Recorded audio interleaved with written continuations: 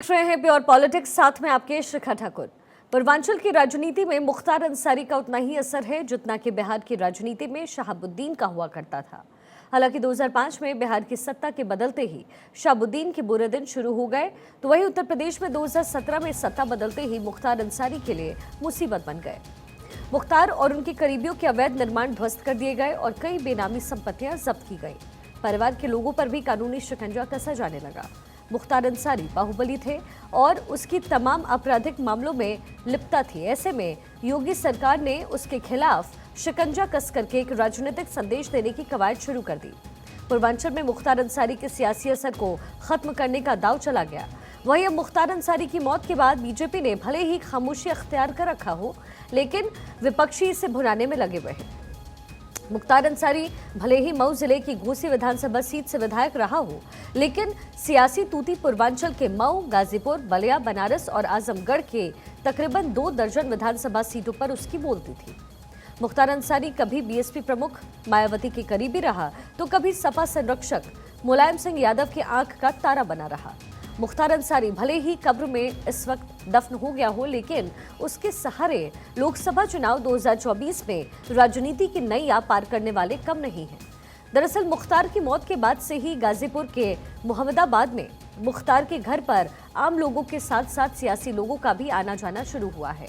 लेकिन सियासत में हलचल तब मची जब एक दिन पहले एआईएमआईएम चीफ असदुद्दीन ओवैसी खुद मुख्तार के घर पहुंच गए, और ये पहला मौका रहा होगा जब कोई साउथ का बड़ा नेता पूर्वांचल में किसी को श्रद्धांजलि देने पहुंचा हो। मुख्तार की मौत के बाद आसपास के नेता तो जरूर पहुंचे, लेकिन सबसे ज्यादा चर्चा तब शुरू हुई जब स्वामी प्रसाद मौर्य अफजल अंसारी से मिलने गाजीपुर पहुंचे। और हालांकि देखने में ये जरूर लगता है कि स्वामी प्रसाद मौर्य अफजल को सांत्वना देने पहुंचे थे, लेकिन चुनाव नजदीक है और स्वामी प्रसाद मौर्य का इसके पीछे अपना मकसद है। क्या मकसद है, इसी 3 पॉइंटर्स के जरिए आपको हम समझाते हैं। बीजेपी छोड़ करके समाजवादी पार्टी ज्वाइन करने वाले स्वामी प्रसाद मौर्य 2022 चुनाव में बुरी तरीके से हारे। अब समाजवादी पार्टी से भी अलग वो हो चुके हैं। ऐसे में उन्हें ऐसा कोई सपोर्ट नहीं है कि वो अपने दम पर चुनाव जीत सके। स्वामी प्रसाद मौर्य ने पिछले चुनाव में हिंदू और सनातन विरोधी बयान देकर के मुस्लिम मतदाताओं में पैठ बनाने की कोशिश की। मुख्तार अंसारी की मौत के बाद स्वामी प्रसाद मौर्य का मुख्तार के घर पर पहुंचकर मुस्लिम मतों को अपने पक्ष में करने की कोशिश है। अब बात ओवैसी की करते हैं। असदुद्दीन ओवैसी गाजीपुर में मुख्तार अंसारी के घर पहुंचे, जहां मुख्तार के छोटे बेटे उमर ने उनका स्वागत किया। ओवैसी ने यहां काफी वक्त बिताया और उसके बाद वो लौटकर चले आए। लेकिन सबसे बड़ा सवाल है कि आखिर ओवैसी वहां पहुंचे क्यों? पहला, उत्तर प्रदेश में पूर्वांचल की तरफ अपनी पैठ बढ़ाने के लिए ओवैसी अपना दल कमेरावादी के साथ गठबंधन कर लिया है उन्होंने, और इसी दिन गठबंधन को धार देने के लिए ओवैसी मुख्तार के घर पहुंच गए। दूसरी वजह, पूर्वी उत्तर प्रदेश में ओवैसी का जनाधार नहीं है। ऐसे में उनके सामने एक रास्ता मुख्तार बचा है, जहां वो पहुंचे और अपनी सांत्वना जाहिर की। तीसरी वजह, इस दौरान गाजीपुर में ओवैसी ने कहा कि हम मुख्तार के खानदान, समर्थक और चाहने वालों के साथ खड़े हैं। अब बात समाजवादी पार्टी के नेता धर्मेंद्र यादव की करते हैं, जो मुख्तार की कब्र पर पहुंचे और फूल चढ़ाकर परिवार के साथ मुख्तार के घर पहुंच गए। अब इसे भी 3 पॉइंट के जरिए आपको समझाने की कोशिश करेंगे। दरअसल धर्मेंद्र यादव आजमगढ़ से चुनाव लड़ रहे हैं।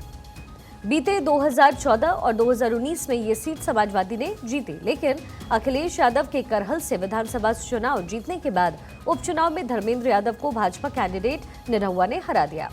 हालांकि इसके पीछे मुस्लिम वोट बंटने की वजह माना गया, और ऐसे में आजमगढ़ सीट पर मुस्लिम एकजुट होकर के धर्मेंद्र यादव के समर्थन में आए, और इसलिए मुख्तार समाजवादी पार्टी के लिए बेहद इस समय जरूरी है। समाजवादी पार्टी के थिंक टैंक को ये पता है कि मुख्तार का आसपास की 5 लोकसभा सीटों पर अच्छा खासा प्रभाव रहता है, और यही वजह है कि समाजवादी पार्टी के पास MY समीकरण होने के बावजूद पार्टी को मुख्तार के सिंपैथी वोट की दरकार है। हालांकि अब इसका उनके चुनाव में कितना असर होगा, ये भविष्य तय करेगा। अविनीश श्रीवास्तव मेरे सहयोगी में साथ जुड़ गए हैं। अविनीश, ये जो रणनीति अपनाई गई है, और ये रणनीति बीजेपी को छोड़ करके, जाहिर है बीजेपी सत्ता में, उसको छोड़कर लगभग जो तमाम पार्टियां हैं वो इस वक्त इस पूरे स्ट्रैटेजी के साथ उत्तर प्रदेश में आगे चल रही है। क्या समीकरण बनते हुए नजर आ रहे हैं, और ओवैसी पहुंचे तो क्या कुछ हुआ वहां? अविनाश, देखिए, निश्चित तौर पर अगर बता दूं कि सियासत के कोई रंग नहीं होते हैं, तो इसी क्रम में जो कि अगर देखी जाए तो उत्तर प्रदेश में जो बाहुबली जो माफिया था मुख्तार अंसारी, उसकी मौत के बाद लगातार जो कि जो सियासत अब एक रूप लेना शुरू कर दी है। हम बात करें कि जब बीते 28 तारीख को जब मुख्तार अंसारी की जब मौत होती है, तो तमाम राजनीतिक की जो पार्टियां हैं, वो अपनी सिंपैथी के लिए वो मुख्तार अंसारी के घर यानी कि उत्तर प्रदेश के गाजीपुर के मऊ के घोसी इलाके में पहुंचते हैं, जहां पर असदुद्दीन ओवैसी को भी देखा जा सकता है, जो कि कमरेवादी पार्टी से वो गठबंधन करते हैं। समाजवादी पार्टी के बदायूं से पूर्व सांसद आपके धर्मेंद्र यादव को भी देखा जा सकता है। स्वामी प्रसाद मौर्य भी जो है वहां पर पहुंचते हैं। तो इन तमाम प्रकार के जो है पार्टी के नेता वहां पर पहुंचते हैं। अब अगर हम बात करें कि राजनीतिक समीकरण की, तो मुख्तार अंसारी भले ही गाजीपुर और आजमगढ़ आसपास के क्षेत्रों के लिए गरीबों का मसीहा जरूर होगा, वो मुसलमानों के दिल पे, लेकिन उत्तर प्रदेश के एक माफिया के तौर पे भी मुख्तार अंसारी बिल्कुल आता था। आपको अगर संक्षिप्त में अगर बताऊं कि मुख्तार अंसारी बहुजन समाजवादी पार्टी के टिकट पर 1996 में मऊ से विधानसभा चुनाव लड़ा था, और इस सीट से वो लगातार 5 बार विधानसभा पहुंचने में कामयाब भी रहा। हालांकि अपनी पहली जीत के बाद से ही उसके रास्ते बसपा से अलग हो गए थे। साल 2002 और 2007 में उसने निर्दलीय उम्मीदवार के तौर पे जीत भी हासिल किया था।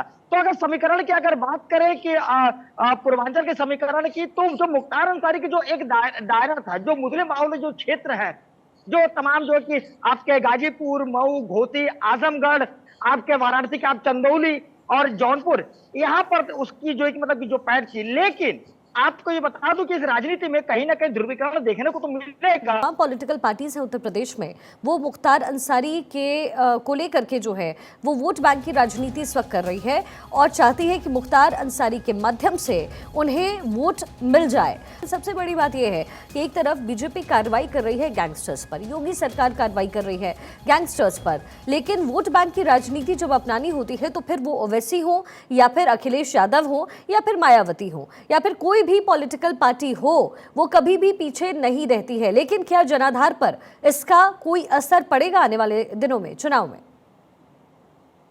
देखिए शिखा, मैं जैसा कि पहले भी आपको बताया था कि मुख्तार अंसारी की मौत के बाद लगातार जो सियासी जो पार्टियां हैं, वो अब अपनी कवायदे जो है कि शुरू कर दी है। अब मुख्तार अंसारी की जो परिवार जन से जो मिलने पहुंच रहे हैं, उसके मौत के बाद जो उनके घर पर जो सियासी पार्टियों को जो तांता लगा हुआ है, दरअसल मैं आपको बता दूं कि मुख्तार अंसारी बाहुबली होने के साथ साथ मुस्लिम समुदाय से भी आता था और पूर्वांचल की सियासत में मुख्तार की एक तूती बोलती थी। ऐसे में मुख्तार के मौत पर सियासी दलों ने सरकार को घेरने की कवायद भी अपनी शुरू कर दी थी, और बसपा हो या आरजेडी हो, कांग्रेस से लेकर समाजवादी पार्टी, और अब असदुद्दीन ओवैसी जो कि एआईएमआईएम के तक ने 5 बार के विधायक और बाहुबली मुख्तार अंसारी की मौत को लेकर सवाल भी खड़े किए, और मायावती से लेकर अखिलेश यादव, असदुद्दीन ओवैसी तक न्यायिक जांच की मांग भी उठा रहे हैं। और वहीं योगी सरकार और बीजेपी के विपक्ष के द्वारा गढ़े जाने नैरेटिव को तोड़ने का बजाय खामोशी काम करके रखी है। लेकिन आपको सबसे बड़ी बात अगर बता दूं कि उत्तर प्रदेश में मुख्तार अंसारी की जो छवि थी, वो एक माफिया के तौर पर थी। हालांकि कुछ समुदाय के लोग जो है कि वो इनका कहना यह है कि मुख्तार अंसारी हमारे गरीबों के वो मसीहा थे। तो आपको बताएं कि उत्तर प्रदेश के जो गाजीपुर, जो मऊ, घोसी का जो क्षेत्र है, वहां के जो लोग हैं वो भले ही मसीहा मानते हो, लेकिन उत्तर प्रदेश का माफिया के तौर पे आता था। हालांकि इसका ध्रुवीकरण कहीं ना कहीं देखने को मिलेगा, लेकिन आगामी लोकसभा चुनाव में इसका कोई बहुत खासा असर नहीं पड़ने वाला है, क्योंकि उत्तर प्रदेश में जो योगी आदित्यनाथ की जो जीरो टॉलरेंस नीति की जो सरकार है, वो लगातार अपराधियों पर अंकुश लगाते हुए देखा गया है। तमाम ऐसे स्टेप उठाए गए हैं। अब दंगों पर भी अगर बात करें तो उत्तर प्रदेश में अभी तक एक भी दंगे आपको देखने को नहीं मिलेंगे। जो भी हिस्ट्रीशीटर्स थे, जो भी बड़े माफिया थे, उसमें सख्त कार्रवाई की गई है। तो कहीं ना कहीं इसको लेकर जो आम जनता है, जो दोनों समुदाय के जो लोग हैं, मुस्लिम समुदाय की बात करें तो अब वो जागरूक हो चुके हैं, और आगामी लोकसभा चुनाव में किसी भी प्रकार से पूर्वांचल की सियासत से अब कोई भी आपको ध्रुवीकरण देखने को नहीं मिलेगा। हालांकि पूर्वांचल की कुछ सीटों से इंडिया गठबंधन को फायदा हो सकता है। जी शिखा। बिल्कुल। और देखिए कुछ फ़ायदा होना हुआ अवनीश, सबसे बड़ी बात यह है कि इस समय इस पूरे मुद्दे को भुनाने की कोशिश जैसे पॉलिटिकल पार्टीज कर रही है। सबको पता है कि चुनाव बेहद नज़दीक है। ऐसे में वोट बैंक जिसकी हम बात कर रहे थे, MY फैक्टर को साधने की कोशिश। असदुद्दीन ओवैसी भी पूर्वांचल की तरफ अपनी पैठ बनाने की कोशिश कर रहे हैं, लेकिन कामयाबी कितनी हाथ लगती हुई नजर आ रही है। जब वो पहुंचे तो वहां क्या हुआ? शिखा देखिए, मैं आपको बता दूं कि अब उत्तर प्रदेश में असदुद्दीन ओवैसी भी अपने पांव पसार चुके हैं। अब वो समाजवादी पार्टी के जो विधायक है पल्लवी पटेल, जो कमरेवादी पार्टी है उनकी, उनके साथ गठबंधन करके PDM यानी कि पिछला दलित और मुस्लिम, और वहीं समाजवादी पार्टी के जो सुप्रीमो जो अखिलेश यादव थे वो PDA का नारा लेकर चल रहे थे, पिछला दलित और अल्पसंख्यक। तो कहीं ना कहीं जो पार्टियां हैं जो विपक्ष की, वो मुस्लिम और अल्पसंख्यक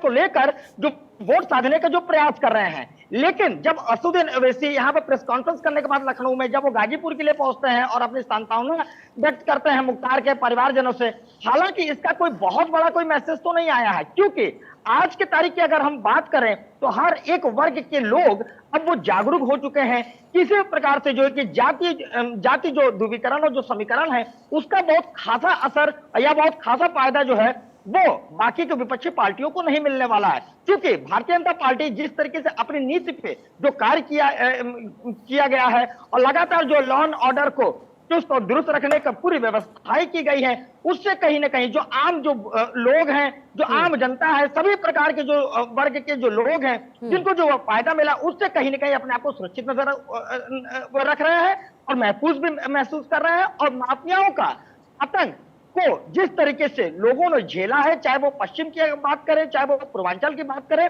उत्तर प्रदेश के तमाम जो 80 लोकसभा जो सीटें हैं उनकी अगर हम बात करें तो अब ये जो ग्राउंड जो देखने को जो मिल रहा है वो कहीं ना कहीं बिल्कुल भारतीय जनता पार्टी के पक्ष में होता दिखाई दे रहा है आगामी लोकसभा 2024 के चुनाव में। अच्छा, और सपा की क्या स्थिति इस वक्त नजर आ रही है? हमने देखा कि बसपा में मायावती जिस तरीके से स्ट्रांगली एक जमाने में उतरा करती थी, वो जो है स्ट्रेंथ उनकी खत्म हो गई है।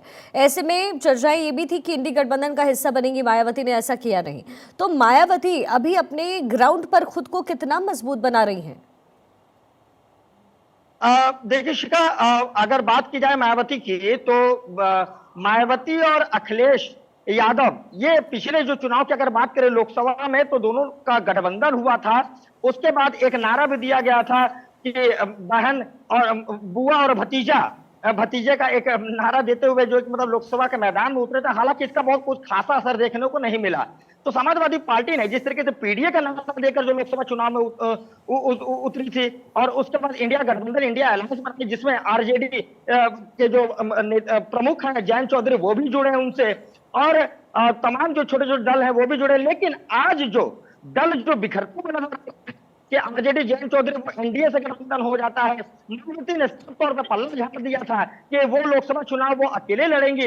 हालांकि लोकसभा में उनकी जो सीटें जो है अगर और भी विपक्ष की अगर हम बात करें तो एक ठीक ठाक है, लेकिन मायावती की भी अगर हम बात करें तो मायावती भी कहीं ना कहीं मुस्लिम जो समुदाय के जो लोग हैं, जो अल्पसंख्यक हैं, उन पे निशाना साधने के बिल्कुल प्रयास कर रही हैं। और मायावती अब अपने स्टार प्रचारकों की भी लिस्ट को आज जारी कर दिया है, जिसमें आपके सतीश चंद्र मिश्रा जो कि ब्राह्मण समाज से आते हैं, मायावती जो कि बसपा के जो सुप्रीमो हैं वो खुद भी, तो 20 प्रचारकों की जो एक लिस्ट जो है बहुजन समाजवादी पार्टी आज जारी करते हुए अब वो सियासी मैदान में उतरे हैं। अब देखने वाली बात ये होगी कि आगामी लोकसभा चुनाव में जो मौजूदा जो अभी तक की जो सरकार थी भारतीय जनता पार्टी की, अब इंडिया अलायंस के चाहे गठबंधन हो चाहे वो बहुजन समाजवादी पार्टी का हो, और असदुद्दीन ओवैसी जो गठबंधन किए हैं, PDM को जो नारा देकर चले हैं, इसका क्या खासा असर देखने को मिलेगा ये आगामी लोकसभा चुनाव का वक्त ही तय करेगा। शिखा, बिल्कुल अवनीश। और मुख्तार अंसारी को लेकर के क्या कुछ अपडेट है? क्योंकि जिस तरीके से उसके भाई की मौजूदगी वहां पर रही जब ओवैसी पहुंचे और उमर ने जिस तरीके से स्वागत किया, कहीं ना कहीं असदुद्दीन ओवैसी ये मानते हैं कि ये एक ऐसा मुद्दा है जो अभी इस समय खास तौर पर जब 19 को पहला फेज का वोटिंग है उस समय इस मुद्दे को आराम से भुनाया जा सकता है। लेकिन सपा भी इसमें पीछे नहीं है अवनीश, वो भी इस मुद्दे को बढ़ चढ़ करके भुना रही है। हमने देखा एक्स पर तमाम सियासी दल जो है वो पॉलिटिक्स करते रही, कांग्रेस भी इस मुद्दे को पॉलिटिसाइज करने की कोशिश करती रही। ऐसे में ये तमाम दल एकजुट भी हैं, कहीं ना कहीं इंडी गठबंधन के माध्यम से। ऐसे में वोट बैंक की जो राजनीति है, क्या ये बीजेपी पर अभी भारी पड़ती हुई नजर आ रही है? देखिए, अगर मुख्तार अंसारी की अगर बात करें तो मुख्तार अंसारी भले ही पूर्वांचल के गाजीपुर के मोहम्मदाबाद से वो भले ही विधायक रहा हो 5 बार से, पहले वो बहुजन समाजवादी पार्टी को मुख्तार अंसारी ने ज्वाइन किया था, उसके बाद समाजवादी पार्टी में विलय हो जाता है, उसके बाद उसने राष्ट्रीय कौमी एकता दल पार्टी वो बनाता है अपने भाई अफजाल अंसारी के साथ।